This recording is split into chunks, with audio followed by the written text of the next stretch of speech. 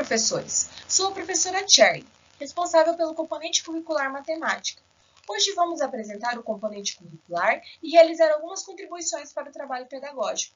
De maneira sucinta, iremos discutir alguns aspectos relacionados à concepção de matemática, o objetivo e objeto de estudo deste componente curricular. Para iniciar nossa conversa, eu trago o objetivo geral do componente curricular de matemática. O trabalho pedagógico no componente curricular matemática visa garantir aos alunos a apropriação dos conceitos matemáticos produzidos historicamente, de modo que esses se tornem instrumentos simbólicos na sua relação com a prática social, na direção da formação do seu pensamento teórico. Neste ponto, eu gostaria de chamar a atenção de vocês para essas duas palavras, instrumentos simbólicos. Tanto a matemática quanto a língua portuguesa se desenvolvem por um sistema de símbolos. O que as difere é sua forma de representação, as quais dependemos para estabelecer a interlocução nas relações sociais de forma indissociável. É a partir de nossa relação com essas linguagens que compreendemos, nos relacionamos e nos comunicamos. Nesta direção, o ensino de matemática nas séries iniciais pressupõe um processo intrínseco à alfabetização, de forma a que o ato de aprender a ler e escrever a linguagem matemática faça ferramenta fundamental para compreender a realidade. A concepção de matemática preconizada neste currículo compreende como um conjunto de signos e conceitos produzidos historicamente para a satisfação das necessidades humanas, mesmo quando esses conhecimentos se afastam da prática social. A sua razão de produção advém dos problemas enfrentados pela humanidade, conforme defende Caraça, 1989. A matemática se desenvolve a fim de sanar as necessidades econômicas, sociais, culturais, mesmo quando os conteúdos parecem distanciar das práticas sociais.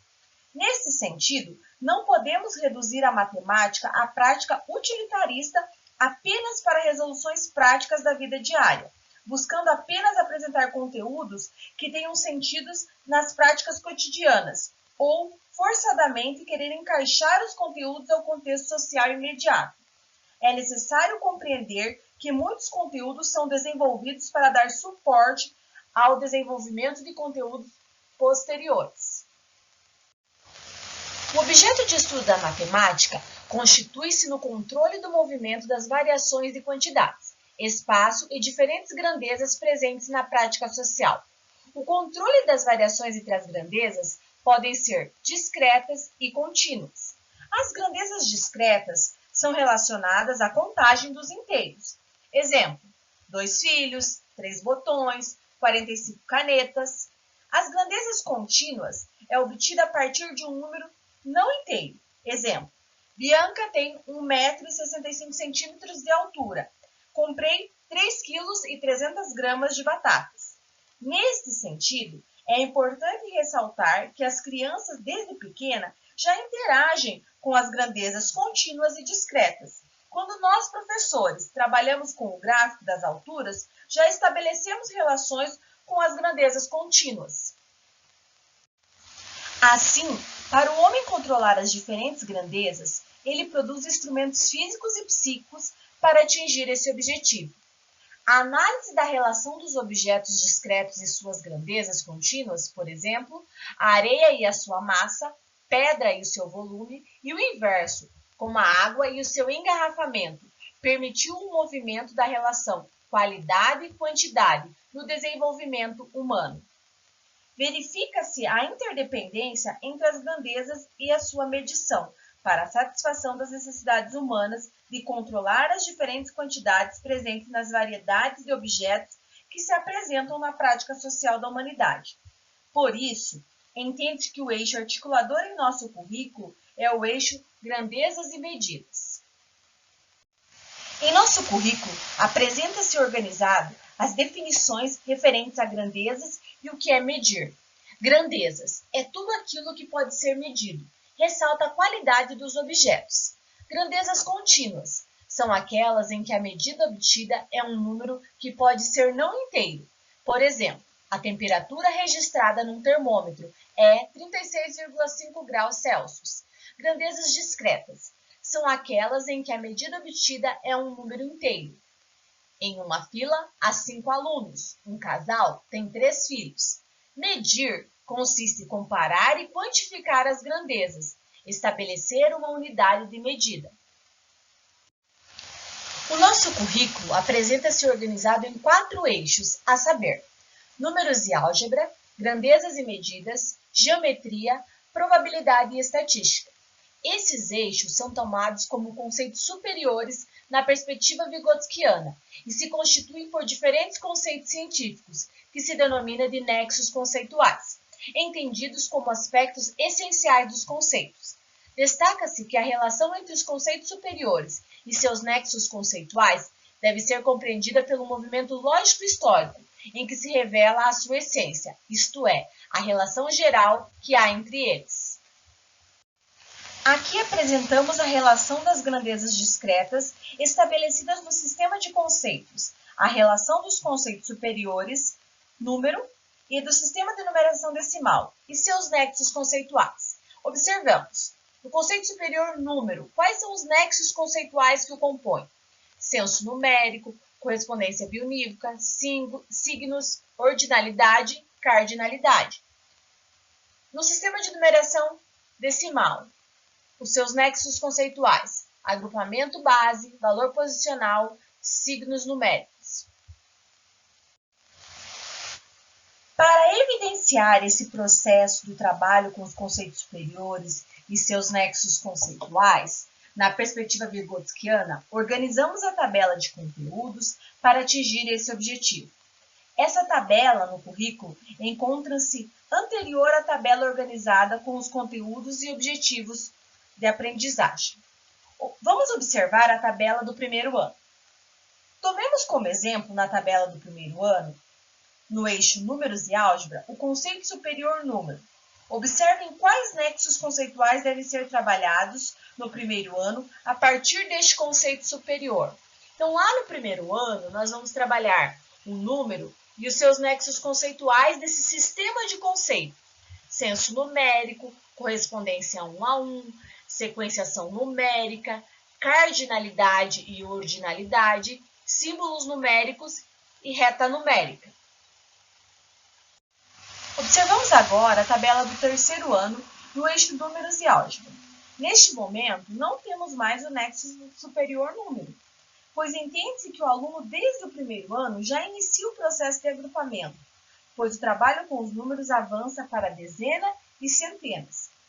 Desse modo, o nexo superior passa a ser somente o sistema de numeração decimal, e a partir deste, delimite-se os nexos conceituais a serem trabalhados no terceiro ano.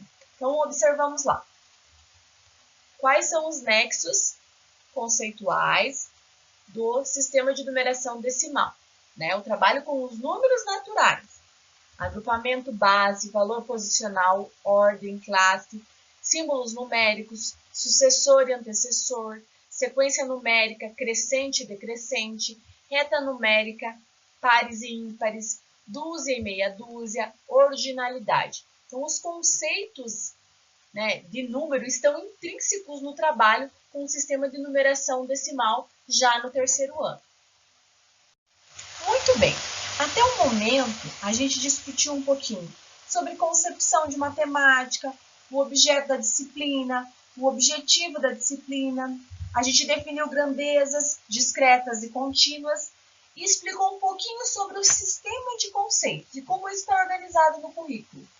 Mas agora a gente vai discutir outro conceito que a gente traz no currículo. Como estabelecer a relação entre os conceitos superiores e seus nexos conceituais, compreendida pelo movimento lógico-histórico.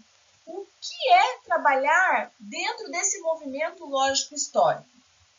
Então, a partir do trabalho com os conteúdos apresentados nos diferentes anos do ensino fundamental, como desenvolver esse movimento lógico-histórico? Trabalhar com o movimento lógico-histórico do conceito não se trata de apresentar aos alunos apenas a história factual, contar os fatos ocorridos no decorrer da história, mas apresentar essa construção histórica do conceito através de problematizações, a fim que o aluno perceba o movimento para a construção desse conceito e que este não é dado como pronto e acabado, decorre das necessidades humanas que vão surgindo no decorrer do desenvolvimento da sociedade. Então, esse conceito ele é vivo, né?